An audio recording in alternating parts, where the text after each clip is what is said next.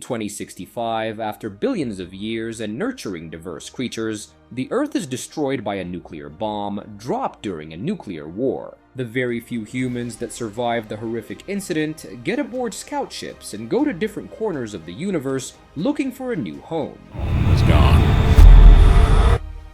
7 years later, a group of people aboard a scout ship called Pegasus continue traveling through space towards a planet. If they make it there, they plan to test the planet's system to find out if it's habitable by checking its atmosphere for similar elements to the Earth's and searching for any form of water, whether liquid or ice. If the result of the test comes up positive, they will inform the rest of the ships carrying out similar missions and make the planet their new home. However, if the result is negative, they plan to return to their fleet on Earth. On Pegasus, a young girl named Lila hangs out with the ship's engineer named Pete and asks him what Earth was like. Pete details how beautiful the Earth is and tells her about the different ecosystems before sending her back to her guardian, Nurse Haley, to do her daily lessons. The captain of the ship tells Pete and the rest of the crew to monitor the oxygen levels of the ship and fix the malfunction. Jane and Mike from the control room receive an encrypted message from a ship named Utah, meant only for the eyes of the captain.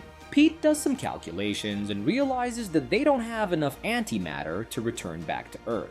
He confirms his calculations and shares them with his captain. The two decide to keep the grim realization to themselves, not to rob the rest of the crew of hope.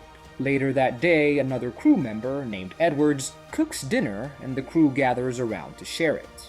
During the dinner, they discuss Pegasus's status and decide that since the ship is not equipped for a long trip, they're going to have to work hard to maintain it. The captain then relays the message he received from the Utah, which details that the ship has reached its destination planet and found it uninhabitable, so it has started its journey back to Earth. The group is deflated by the news as they wish for one of the ships to find a habitable planet soon, so that they can all be done with the searching and finally settle. The next morning, the captain calls for a meeting and informs the crew that they will be reaching the target planet system the next day and to be prepared to do the necessary testing. That afternoon, Edwards gets drunk, goes to the control room, and baits Mike into a fight. As the men start to fight, Mike gets a code orange message on the monitors, which means that there's a ship that's close by. Mike freaks out and informs the captain, who is stunned by the report. The captain asks Pegasus to identify the ship, and learns that even though the ship has no identification probe, it is of the same make and model as theirs, and it's of Chinese origin. The captain is even more bewildered to observe that the ship is completely still. The captain calms down both Mike and Edwards, and decides to continue on the route to get even closer, and find out more about the Chinese ship. He then calls for a meeting with everyone. At the meeting, all the crew members have different ideas on how to proceed. The captain shares that the Pegasus doesn't have enough antimatter to return to Earth, and decides to go on the Chinese ship and see if they can find any spare materials. The Pegasus informs the captain that it couldn't connect with the new ship's artificial intelligence, and suggests that it may be offline. Pegasus approaches the new ship, and the captain, Pete, Jerry, and Mike go on board it to check what's going on. The men enter the new ship and are surprised to find no one but only a few rotten foods in completely dark rooms. They walk around a bit and Pete asks Mike to get the main engine of the Chinese ship back on and to turn on the computer. He then goes to check out the rest of the ship. Mike turns on the Chinese ship system and they upload all the travel logs and documents to Pegasus so that Haley could translate it. The Pegasus reports that it is connected with the Chinese ship's artificial intelligence, named the Dragon, but that most of its systems are still offline. On the Dragon, Pete runs back to his friends, claiming he saw something and asking the men to go back with him to check what it is. The men follow Pete to investigate. The men carry the small Chinese boy and return to the control room of the ship while making fun of Pete's panic. The men make it back to the Pegasus safely and bring the little Chinese boy with them. The captain is sad to learn that the Dragon doesn't have any spare antimatter and orders Pete and Mike, who are still on the Dragon, to bring anything else they find so that they can continue on their way. Mike and Pete do so, and as they proceed to leave the Dragon, Pete realizes he forgot his oxygen pad and returns to get it while Mike makes it across to the Pegasus. When Pete returns to the door, he finds the airlock closed and asks Jane to open it through the communication radio. Jane is confused by the request, as no one had touched the control unit from the Pegasus. Chaos ensues while everyone tries to come up with a way to help Pete get to the Pegasus before the Dragon's engine destabilizes in 7 minutes. The captain comes up with a plan and asks Pete to go to the escape pod so that they can pick him up after launch. Then, the Pegasus reports that the Dragon's antimatter is destabilizing and that they are in the predicted explosion zone. Pete does as the captain asks and runs to the escape pod, only to realize that the Dragon doesn't have an escape pod. Realizing his fate, Pete uses the Dragon's monitor to communicate with the Pegasus one last time. He reports his findings and starts telling them details of the Pegasus's maintenance so that the crew can take over his role without any trouble. All the crew members are gutted by what happened and tell him how sorry they are. Lila enters the room and begs Pete to come back. Pete explains what's going to happen to Lila, bids her an emotional farewell, and tells her how much he loves her. Everything's gonna be okay. Jerry blames the captain for what happened and storms out. The captain orders Jane and Mike to get the Pegasus back on track to their destination planet.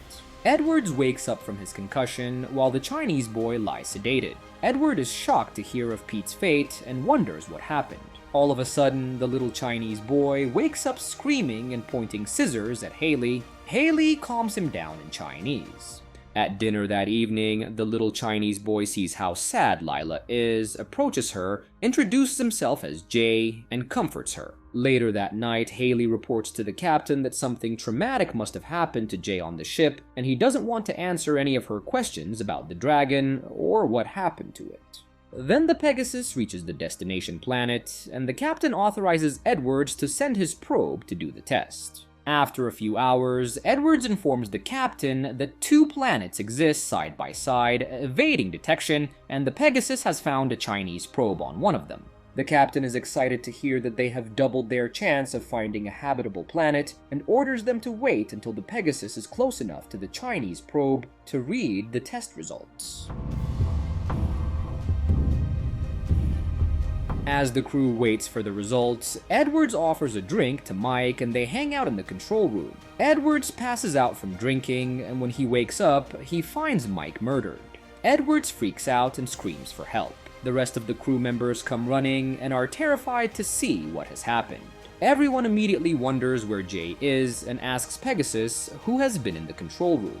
Pegasus shocks them by telling them it can't answer their question as its system has been tampered with. The crew looks for Jay and finds him in the engineering room. Haley asks him what happened, but Jay denies murdering Mike. Then Lila reveals that she was playing a game with Jay, but that he was unaccounted for minutes. Then the captain finds the internal sensors of the Pegasus ripped out and informs Jane. As Jane repairs the internal sensor, the Pegasus reports that all the crew members, including the 2 survivors from the Dragon, are accounted for. Bewildered, Jane goes to check on the captain and finds a strange man attempting to attack him. She reacts quickly and kills the strange man. The captain has Jay brought to identify the strange dead man. Jay details that the strange man killed all the members of the Dragon. Edwards then receives an inconclusive result from the Chinese probe and shares it with the group. The crew opts to send a probe to the next planet and wait for the result before deciding to land on the planet, but the captain decides to make the landing immediately as they are running out of oxygen on the Pegasus.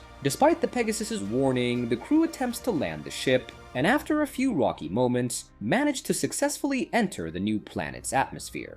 There, Jane and Edwards exit the Pegasus to check if the planet is habitable, and are sad to learn that the atmosphere is still evolving, and there's too much nitrogen to support life.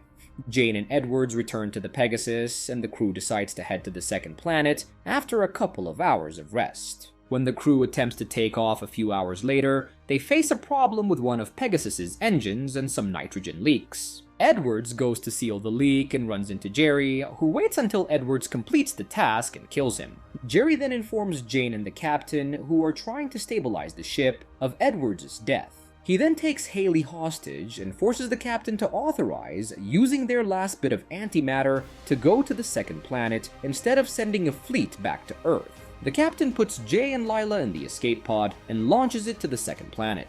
Jerry runs to the control room and murders Jane as Haley watches. He then tells Haley that the captain of the Chinese ship had taken the escape pod to check on their malfunctioning probe on the second planet, while his crew waited for his signal and ran out of fuel. During their wait, one of the crew members goes insane and starts killing everyone except Jay. Elsewhere, Jay and Lila get to the second planet, which is habitable and covered with beautiful flora. Jay reunites with his father, who was the captain of the Chinese ship. Back on Pegasus, the captain incapacitates Jerry and learns that the second planet is habitable. He orders Haley to use the last of their antimatter to send a fleet to people everywhere so that they can travel to the habitable planet and humanity can continue. The movie ends as the Pegasus informs the captain and Haley that they have no chance of survival, but congratulates the captain for completing the mission. And with that, the movie ends. We hope you enjoyed our recap. Watch our next videos on the screen, and don't forget to subscribe for more amazing recaps. See you on the next one.